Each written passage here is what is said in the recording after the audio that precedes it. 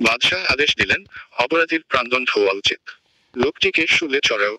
বাদশাহ অমান্য করে কে? লোকটিকে ধরে বেঁধে নিয়ে আসা হলো শুলে চড়ানোর জন্য। লোকটা কাতর অনুনয়ে বিনয় করল, কিন্তু বাদশাহ অনড়।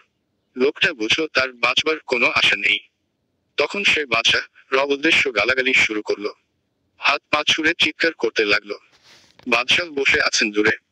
লোকটির চিৎকার চেঁচামেচির কোনো অর্থ তিনি বুঝতে পারলেন না।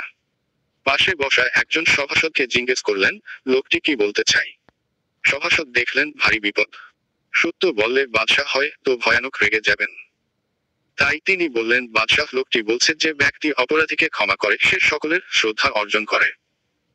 বাদশাহ বললেন, আমিও তো সকলের শ্রদ্ধা অর্জন করতে চাই। বাদশাহ লোকটির কথা শুনে খুব খুশি হলেন। বললেন, ওকে মুক্ত করে দাও। পাশেই দাঁড়িয়ে ছিলেন আরেক সভাসদ। প্রথম শখসদের উপর তার ছিল ভারী রাগ।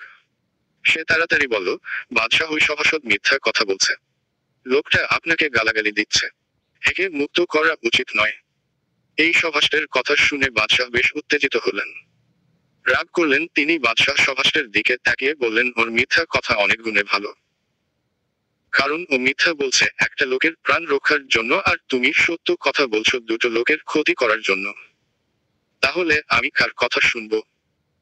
ক্ষতিকর সত্যের চেয়ে উপকারী মিথ্যা আমার কাছে অনেক বেশি গ্রহণযোগ্য। বাদশাহ কথা শুনে সভাসদগণ ধন্য ধন্য করতে লাগলো।